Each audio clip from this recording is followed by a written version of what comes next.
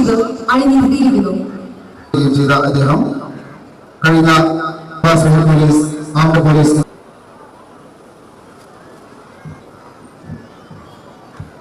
അടിമച്ചങ്ങലകൾ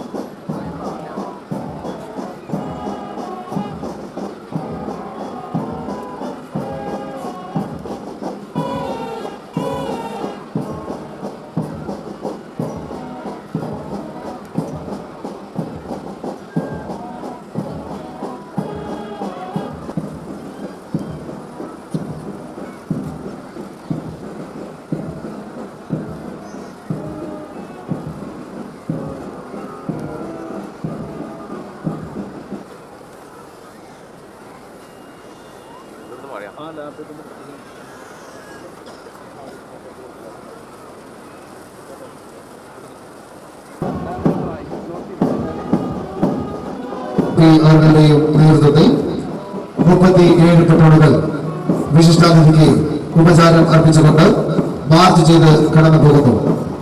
പരേഡിൽ ഒന്നാമതായി അണിനിരക്കുന്ന Malabar special police battalion പെട്രോളിനെ നയിക്കുന്നത് armed police sub inspector Shri Martin ഡിക്രോസ്.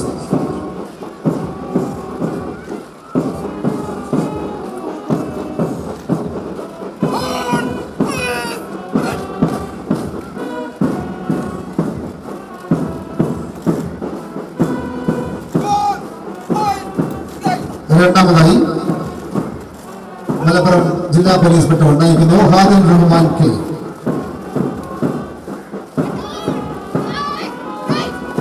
മൂന്നാമതായി മലപ്പുറം ജില്ലാ പോലീസ് വനിതാ ഇപ്പോൾ വിഷ്ണാദിക്ക് ഉപചാരം അർപ്പിച്ചുകൊണ്ട് കടന്നു പോകുന്ന അഞ്ചാമത്തെ പെട്രോൾ ഫോറസ്റ്റ് വിഭാഗം പെട്രോൾ നയിക്കുന്നു. ഏഴാമത് ചുണ്ടി നയിക്കുന്നു മുഹമ്മദ് ജസീൽ ഇ നയിക്കുന്ന government college Malappuram. Senior NCC boys MSP higher secondary നയിക്കുന്നു. 10ാമത് platoon MSP higher secondary school നയിക്കുന്നു മുഹമ്മദ് ഉപചാരം അർപ്പിച്ചുകൊണ്ട് കടന്നു പോകുന്നു. 22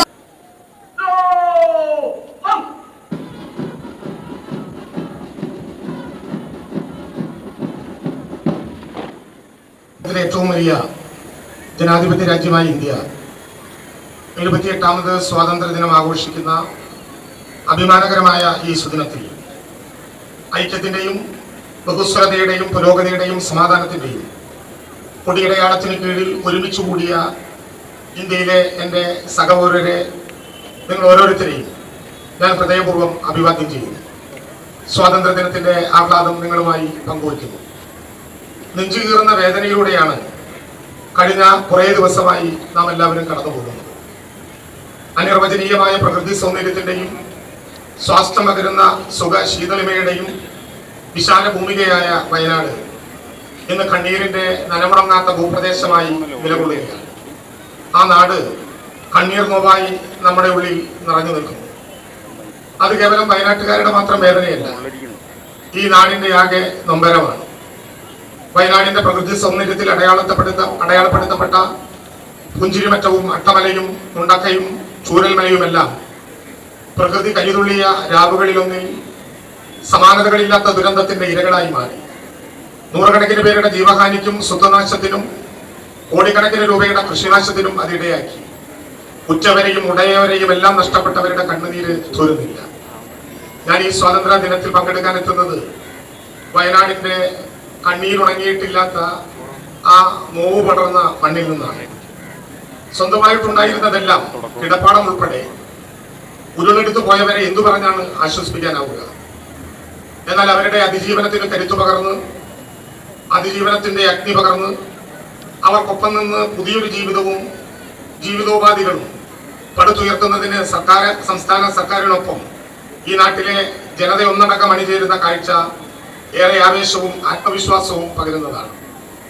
ഇവിടെ ഈ മഹത്തായ അതിജീവനത്തിന് അഗ്നി പകരുന്ന സർക്കാർ എന്ന് ഞാൻ ഉദ്ദേശിക്കുന്നത് ഏതെങ്കിലും വിധത്തിലുള്ള ഭരണപക്ഷമല്ല.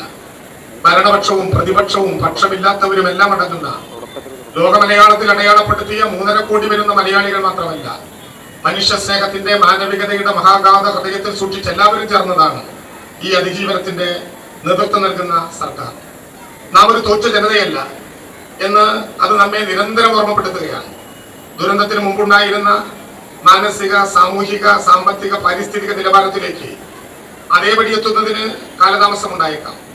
എങ്കിലും പ്രതീക്ഷയോടെയും അത്യുത്സാഹത്തോടെയും കൂടി നാം വീണ്ടെടുപ്പിന്റെ കർമ്മ പദ്ധതികളുമായി മുന്നോട്ട് പോവുക തന്നെ ചെയ്യും. ഉച്ചവരെ നഷ്ടപ്പെട്ടവർക്ക് എന്തു നൽകിയാലും പകരമാകില്ല. എന്നാൽ ഇനി മുതൽ അവരുടെ ഉച്ചവരായി കേരള ജനത ഒന്നടക്കമുണ്ടാകും എന്ന കാര്യത്തിൽ നമുക്ക് ഒരു സംശയവും ഉണ്ടാകേണ്ടതില്ല. വയനാടിനെ നമുക്ക് പുനർനിർമ്മിച്ചേ മതിയാകും. ആ പ്രവർത്തനങ്ങൾക്ക് എല്ലാ സുമനസ്സുകളുടെയും കലവറയില്ലാത്ത പിന്തുണയും സഹകരണങ്ങളും കൂടിയേ തീരും. നാടിന്റെ നാനാഭാഗത്തു നിന്നും സാമ്പത്തികമായും വിഭവങ്ങളായും ആൾസഹായവുമായും എല്ലാം എത്രയോ മനുഷ്യർ ദുരന്ത മുഖത്തേക്ക് പാഞ്ഞെത്തി. ഓരോരുത്തരും തങ്ങളാൽ കഴിയും വിധം ദുരന്ത നിവാരണ സമാശ്വാസ പ്രവർത്തനങ്ങളിൽ പങ്കാളികളായി. സർക്കാർ സംവിധാനങ്ങളും സൈന്യവും എണ്ണയിട്ട യന്ത്രം കണക്കെ കൈമയും മറന്നു പ്രവർത്തിച്ചു. വയനാട്ടിലെ ദുരന്തബാധിതരായ സഹോദരങ്ങൾ അതിജീവനത്തിന്റെ പുതിയ പാതയിലൂടെ മുന്നോട്ടുള്ള പ്രയാണം ആരംഭിച്ചിരിക്കുന്നു. രാഷ്ട്രത്തിന്റെ പ്രധാനമന്ത്രി നേരിട്ടെത്തി ദുരന്തബാധിത പ്രദേശങ്ങൾ സന്ദർശിക്കുകയും കേന്ദ്ര സഹായം വാഗ്ദാനം ചെയ്യുകയും ഉണ്ടായത് നമുക്ക് വലിയ പ്രതീക്ഷയും ആശ്വാസവും പകരുന്ന നടപടിയാണ്.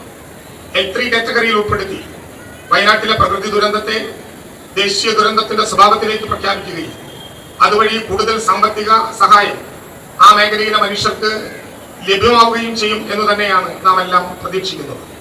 ദുരന്തമുഖത്ത് സഹായഹസ്തവുമായി ഉയർന്നു നിന്ന മുഴുവൻ സുമനസ്സുകളെയും ഈ സന്ദർഭത്തിൽ സംസ്ഥാന സർക്കാരിന് വേണ്ടി നന്ദിപൂർവ്വം ഓർക്കുന്നു. കൂടിക്കിടക്കുന്ന മൃതശരീരങ്ങൾ പുഴയുടെ തീരത്ത് ഒരുമിച്ച് കുഴിച്ചിടുകയും സംസ്കരിക്കുകയും ചെയ്ത ധാരാളമായ അനുഭവങ്ങളുള്ള കേരളത്തിൽ കാണാതായവരുടെ പോലും പേരറിയാത്തവരുടെ പോലും മൃതശരീരങ്ങളും മൃതശരീരാവശിഷ്ടങ്ങളും തന്റെ അച്ഛന്റെയോ അമ്മയുടെയോ ഉമ്മയുടെയോ വാപ്പയുടെയോ സഹോദരങ്ങളുടേതോ എന്ന് കരുതി നൂറുകണക്കിന് ചെറുപ്പക്കാരായിട്ടുള്ള സന്നദ്ധ പ്രവർത്തകരുടെ നേതൃത്വത്തിൽ സർവമത പ്രാർത്ഥന നടത്തി എല്ലാ ബഹുമാനങ്ങളോടെയും അവർക്ക് നൽകാവുന്ന പോലീസിന്റെ അഭിവാദ്യം ഉൾപ്പെടെ നൽകിക്കൊണ്ട് ഏറ്റവും മാന്യമായ വിധത്തിൽ ദുരൈ നടപടികൾ മുന്നോട്ട് പോകാനും നമുക്കായി. എല്ലാവരോടുമുള്ള സ്നേഹവും പിന്തുണയ്ക്കുള്ള നന്ദിയും ഇവിടെ രേഖപ്പെടുത്തുകയാണ്. അവരോടുള്ള നിസ്സീമമായ നന്ദിയും സ്നേഹവും കടപ്പാടും അറിയിക്കുന്നതോടൊപ്പം രാജ്യത്തിന്റെ അഭിമാന സ്തംഭങ്ങളായ വിവിധ സേനാ വിഭാഗങ്ങളെ ഈ സന്ദർഭത്തിൽ ഞാൻ സല്യൂട്ട് ചെയ്യുന്നു. നമ്മുടെ രാജ്യത്തിന്റെ അന്തസ്സും അഭിമാനവും വാനോളം ഉയർത്തിപ്പിടിച്ച മികച്ച പ്രകടനമാണ് ഇക്കഴിഞ്ഞ പാരീസ് ഒളിമ്പിക്സിൽ പങ്കെടുത്ത ഒളിമ്പ്യന്മാർ കാഴ്ചവെച്ചത്. ഒരു വെള്ളി ഉൾപ്പെടെ 6 മെഡലുകൾ നമുക്ക് നേടാൻ കഴിഞ്ഞത് അഭിമാനകരമായ അനുഭവമാണ്. വനിതകളുടെ ഗുസ്തി മത്സരത്തിൽ ആവേശകരമായ പോരാട്ടം നടത്തിയ വിനേഷ് ഫോഗട്ട്, ജാവ്ലിൻ ത്രോയിൽ വെള്ളി മെഡലിനർഹയായ നീരജ് ചോപ്ര, പുരുഷ ഹോക്കിയിൽ വെങ്കലം നേടിയ ടീമിന്റെ ക്യാപ്റ്റൻ PR ശ്രീജേഷ് നയിച്ച ഇന്ത്യൻ ടീം, ഷൂട്ടിംഗിൽ 2 വെങ്കല മെഡലുകൾ കരസ്ഥമാക്കിയ മനു ബാക്കർ, പുരുഷന്മാരുടെ 57 കിലോ ഗുസ്തി മത്സരത്തിൽ വെങ്കലം നേടിയ അമാൻ സെഹ്റാവത്ത്, ഇവർ ഇന്ത്യയുടെ സ്പോർട്സ് അംബാസഡർമാരായി പാരീസിൽ തുടങ്ങി. ഈ സുദിനത്തിൽ രാജ്യത്തിന്റെ അഭിമാന താരങ്ങളായ ഒളിമ്പ്യന്മാരെ സർവജ്ഞന അനുമോദിക്കുന്നു. കൂടുതൽ വിവരങ്ങളിലേക്ക് കുതിക്കാൻ ഈ മനോഹരമായ വിജയം അവർക്ക് പ്രചോദനമാകട്ടെ. അടുത്ത ഒളിമ്പിക്സിൽ കൂടുതൽ ഇനങ്ങളിൽ ഒളിമ്പ്യന്മാരെ സൃഷ്ടിക്കാൻ നമുക്ക് കഴിയുക തന്നെ ചെയ്യും. അതിർത്തികളിലെ ശാന്തിയും സുരക്ഷിതത്വവും രാജ്യത്തിന്റെ പൊതുസുരക്ഷയ്ക്ക് ഏറ്റവും അനിവാര്യമായ ഒന്നാണ്. നമ്മുടെ രാജ്യത്തിന്റെ അതിർത്തികളിൽ നിന്ന് അശാന്തിയുടെയും സംഘർഷങ്ങളുടെയും വാർത്തകൾ വരുന്നത് ആശങ്കയാണ് ഉണ്ടാക്കുന്നത്. അയൽരാജ്യമായ ബംഗ്ലാദേശിലെ ആഭ്യന്തര പ്രശ്നങ്ങൾ ബംഗ്ലാദേശുമായി അതിർത്തി പങ്കിടുന്ന പ്രദേശങ്ങളിൽ നമുക്ക് വെല്ലുവിളികൾ ഉയർത്തുന്നുണ്ട്. ആഭ്യന്തര കലാപത്തെ തുടർന്ന് ആയിരക്കണക്കിന് ബംഗ്ലാദേശികൾ നമ്മുടെ രാജ്യത്തേക്ക് പലായനം ചെയ്യുന്നതിനായി അതിർത്തിയിൽ തമ്പടിച്ചിരിക്കുന്നതായും റിപ്പോർട്ടുകൾ വരുന്നുണ്ട്. ബംഗ്ലാദേശിലെ ആഭ്യന്തര കലാപത്തിന്റെ പശ്ചാത്തലത്തിൽ ഇന്ത്യ ബംഗ്ലാദേശ് അതിർത്തിയിലെ സ്ഥിതിഗതികൾ നിരീക്ഷിക്കാനും വിലയിരുത്താനുമായി കേന്ദ്ര സർക്കാർ നടത്തുന്ന ശ്രമങ്ങൾ കൂടുതൽ കാര്യക്ഷമവും ഫലപ്രദവും ആകേണ്ടതുണ്ട്. ലോകത്തെ ഏറ്റവും വലിയ ജനാധിപത്യ രാജ്യമായ ഇന്ത്യയെ സാമ്പത്തികമായും രാഷ്ട്രീയമായും അസ്ഥിരപ്പെടുത്താനുള്ള ആഭ്യന്തര അന്താരാഷ്ട്ര ശക്തികളുടെ ശ്രമങ്ങളെ നമുക്ക് ചെറുത്തുതോൽപ്പിക്കാൻ കഴിയണം. ലോകരാഷ്ട്രങ്ങൾക്കിടയിൽ ഇന്ത്യയുടെ യശസ് ഉയർത്തിപ്പിടിക്കുന്ന എക്കാലത്തെയും അഭിമാനമാണ് നമ്മുടെ ചേരിചേരാ നയം. സ്ഥാപിത താല്പര്യങ്ങൾക്ക് വേണ്ടി മഹത്തായ ചേരിചേരാ നയത്തിൽ വെള്ളം ചേർക്കാൻ ഇടയാകരുത്. ഈ കാലഘട്ടത്തിന്റെ അനിവാര്യതകളിൽ ഒന്നാണ് പരിസ്ഥിതിയെ മുൻനിർത്തിയിട്ടുള്ള വികസന സങ്കല്പം. അത് കേവലം സങ്കല്പം എന്നതിൽ നിന്ന് മാറി യാഥാർത്ഥ്യമാകണം എന്നതാണ് നമ്മുടെ കാഴ്ചപ്പാട്. വികസനവും പരിസ്ഥിതി സംരക്ഷണവും ഒരുമിച്ച് കൊണ്ടുപോകുന്നതാണ് സർക്കാർ നയം. നമ്മുടെ ചുറ്റുപാടുമുള്ള വിഭവങ്ങളെ ഉപയോഗപ്പെടുത്താതെ മനുഷ്യന്റെ ഉപജീവനം അസാധ്യമാണ്. മനുഷ്യ പരിണാമത്തിന്റെയും വികസനത്തിന്റെയും ചരിത്രം ഇത് വ്യക്തമാക്കുന്നുണ്ട്. അതേസമയം തന്നെ വർദ്ധിച്ചു വരുന്ന പാരിസ്ഥിതിക പ്രതിസന്ധികൾ നമ്മളെ നിരന്തരം വേട്ടയാടുകയും ചെയ്യുന്നു. അവിടെയാണ് പ്രകൃതിയെ അനിയന്ത്രിതമായി ചൂഷണം ചെയ്തുകൊണ്ട് ഉള്ള മുന്നോട്ട് പോക്ക് മനുഷ്യന്റെ നിലനിൽപ്പിന് ഗുണകരമാകില്ല എന്ന ആശയത്തിന്റെ പ്രസക്തി. അതുകൊണ്ട് തന്നെ പാരിസ്ഥിതിക പ്രതിസന്ധികൾ സൃഷ്ടിക്കാത്ത പ്രകൃതിക്ക് അനുയോജ്യമായ വികസന മാതൃകകൾ സൃഷ്ടിക്കാൻ സംസ്ഥാന സർക്കാർ പരിശ്രമിക്കുന്നത്. വയനാട്ടിലെ പുനർനിർമ്മിതിയിലും ഇതേ ലക്ഷ്യത്തോടെയാണ് നാം പദ്ധതികൾക്ക് രൂപം നൽകുന്നത്. ഇന്ത്യയുടെ പവിത്രമായ ഭരണഘടന ഉയർത്തിപ്പിടിക്കുന്ന ഫെഡറൽ മൂല്യങ്ങൾ നമ്മുടെ സ്വപ്നങ്ങൾക്ക് നിറം പകരുക തന്നെ ചെയ്യും. സംസ്ഥാന സർക്കാർ ഈ ഫെഡറൽ തത്വങ്ങളിലാണ് വിശ്വസിക്കുന്നത്. സംസ്ഥാനങ്ങൾ ആവിഷ്കരിക്കുന്ന പദ്ധതികൾക്ക് ആവശ്യമായ സാമ്പത്തിക സഹായം നൽകുന്നത് വഴി കേന്ദ്രവും സംസ്ഥാനങ്ങളും തമ്മിലുള്ള ഫെഡറൽ ബന്ധം കൂടുതൽ സദൃഢമാക്കാൻ ഇടയാകും. ഇങ്ങനെ സുശക്തമായ കേന്ദ്ര സംസ്ഥാന ബന്ധങ്ങൾ രാജ്യത്തിന്റെ സർവോന്മുഖമായിട്ടുള്ള വികസനത്തിനും വളർച്ചയ്ക്കും സഹായമാവുകയും ചെയ്യും. അടുത്ത സാമ്പത്തിക ഞെരുക്കങ്ങളിലൂടെ കടന്നുപോകുന്ന കേരളം അതാണ് നിരന്തരമായി ആവശ്യപ്പെടുന്നത്. കേന്ദ്ര സർക്കാർ ഈ ആവശ്യങ്ങളോട് ക്രിയാത്മകമായി തന്നെ പ്രതികരിക്കണം. മഹാത്മാഗാന്ധിയും ജവഹർലാൽ നെഹ്റുവും സർദാർ വല്ലഭായി പട്ടേലും സുഭാഷ് ചന്ദ്രബോസും ഡോക്ടർ BR അംബേദ്കറും സരോജിനി നായിഡുവും ഉൾപ്പെടെയുള്ള മഹാത്മാക്കൾ കണ്ടെത്തിയ ഗ്രാമങ്ങളിലെ ഇന്ത്യയെ വീണ്ടെടുക്കാൻ നമുക്ക് ഫെഡറൽ സംവിധാനം സുശക്തമാക്കിയേ മതിയാകും. പ്രിയപ്പെട്ടവരെ, ഈ സ്വാതന്ത്ര്യ ദിനം നമ്മെ കൂടുതൽ ഉത്തരവാദിത്വങ്ങൾ ഏൽപ്പിക്കുന്നുണ്ട്. ഇന്ത്യയുടെ മതേതരത്വത്തിന് ഒരു പോറൽ പോലും ഏൽക്കാതെ കാത്തുസൂക്ഷിക്കുക എന്നതാണ് അതിൽ ഏറ്റവും പ്രധാനപ്പെട്ട ഉത്തരവാദിത്വം. പൗരന്റെ അവകാശങ്ങളെ കുറിച്ച് പറയുമ്പോൾ തന്നെ അനിവാര്യമായ ചുമതലകളെ നാം മറന്നുപോയിക്കൂടാ. മതബദ്ധതയും മതനിരാസവും ഒരുപോലെ അംഗീകരിക്കപ്പെട്ട നാടാണ് നമ്മുടേത്. പല മതങ്ങളിൽ വിശ്വസിക്കുകയും പലതരം ആചാരാനുഷ്ഠാനങ്ങളിൽ മുഴുകുകയും ചെയ്യുന്നവരും ഒരു മതത്തിലും വിശ്വസിക്കാത്തവരും തമ്മിൽ യാതൊരു ഭേദവുമില്ലാതെ യോജിപ്പോടും ഹൃദയൈക്യത്തോടും കൂടി പുലർന്ന നാടാണ്. അന്യമത വിദ്വേഷത്തിനു മീതെ സാഹോദര്യവും വിഭജന ഭീതിക്കുമേതെ പരസ്പരാശ്രയത്വവുമാണ് നമ്മുടെ പൂർവികർ മുറുകെ പിടിച്ച ഏറ്റവും പ്രധാനപ്പെട്ട ലക്ഷ്യങ്ങൾ.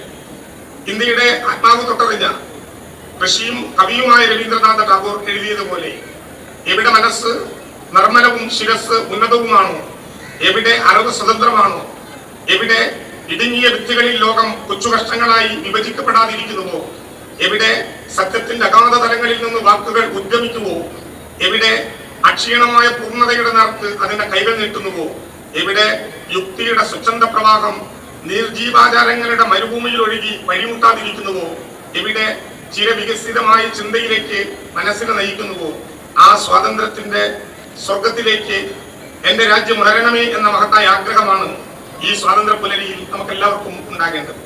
ജാതിയുടെയും മതത്തിന്റെയും വർഗീയതയുടെയും മറ്റു പലതരത്തിലുള്ള വിഭജനങ്ങളുടെയും വിഷവിത്തുകൾ നമ്മുടെ മണ്ണിൽ നിന്ന് മുള പൊട്ടി വളർന്നു പന്തലിക്കാൻ ഒരു കാരണവശാലും അനുവദിച്ചുകൂടാ. സ്വാതന്ത്ര്യ ദിനത്തിൽ വിഭജനത്തിന്റെ ദുരന്തം കണ്ടറിഞ്ഞ രാജ്യമാണ് നമ്മുടേത്.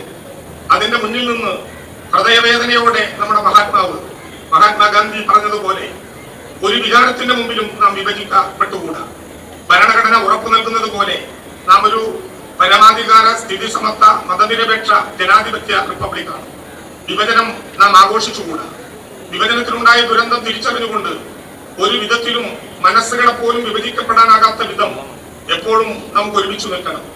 എല്ലാ ബഹുസ്വരതകളെയും കൂട്ടിനിർത്തിക്കൊണ്ടുള്ള ആ ഐക്യമാണ് ലോകത്തിലെ ഏറ്റവും വലിയ ജനാധിപത്യ രാജ്യമായ ഇന്ത്യയുടെ കൈമുതൽ. സ്നേഹിതരെ, സ്വാതന്ത്ര്യത്തിന്റെ പുതിയ പ്രഭാതങ്ങൾ ഇനിയുമേറെ കണ്ടേണ്ടവരാണ് നാം. നമ്മുടെ പുതുതലമുറ വിവിധ തരം ലഹരി വസ്തുക്കളുടെ പിടിയിൽ അമർന്നിരിക്കുന്നതായുള്ള റിപ്പോർട്ടുകൾ ഏറെ സംഭ്രമജനകമാണ്. ഈ സ്വാതന്ത്ര്യ ദിനത്തിൽ ലഹരി വിമുക്ത ഇന്ത്യക്കായി നമുക്ക് കൈകോർക്കാം. നമ്മുടെ സംസ്ഥാനവും നമ്മുടെ സ്വന്തം ജില്ലയും മാത്രമല്ല, നാം ആയിരിക്കുന്ന സമൂഹം ഒന്നാകെ ലഹരി വിമുക്തമാക്കുന്നതിന് ജാഗ്രതയായിട്ടുള്ള പ്രവർത്തനം അനിവാര്യമാണ്. കേന്ദ്ര സംസ്ഥാന സർക്കാരുകളും തദ്ദേശ സ്വയംഭരണ സ്ഥാപനങ്ങളും മുന്നോട്ട് വെക്കുന്ന ലഹരി വിമുക്ത പദ്ധതികളോട് നമുക്കും കൈകോർക്കാം. പ്രിയപ്പെട്ടവരെ, ഞാൻ ഉപസംഹരിക്കുകയാണ്. നമ്മളേവരുടെയും മാതൃരാജ്യമായ ഇന്ത്യ സ്വാതന്ത്ര്യമായതിന്റെ ഈ വാർഷിക ദിനത്തിൽ രാഷ്ട്ര പുനർനിർമ്മാണത്തിന് സ്വയം സമർപ്പിച്ചുകൊണ്ടുള്ള നമ്മുടെ പഴയ പ്രതിജ്ഞ പുതുക്കാം. എല്ലാ വിഭാഗം ജനങ്ങളെയും ഉൾക്കൊള്ളുന്ന സർവതല സ്പർശിയായിട്ടുള്ള വികസനവും പുരോഗതിയും ലക്ഷ്യം വെച്ചുകൊണ്ടുള്ള പ്രവർത്തനങ്ങളിൽ നമ്മുടേതായ പങ്കുവഹിക്കാൻ കഴിയട്ടെ എന്ന് ആശംസിച്ചുകൊണ്ടും എല്ലാവർക്കും ഒരിക്കൽ കൂടി സ്വാതന്ത്ര്യ ദിനാശംസകൾ സ്നേഹത്തോടെ നേർന്നുകൊണ്ടും അവസാനിപ്പിക്കുന്നു. ജയ് ഹിന്ദ്.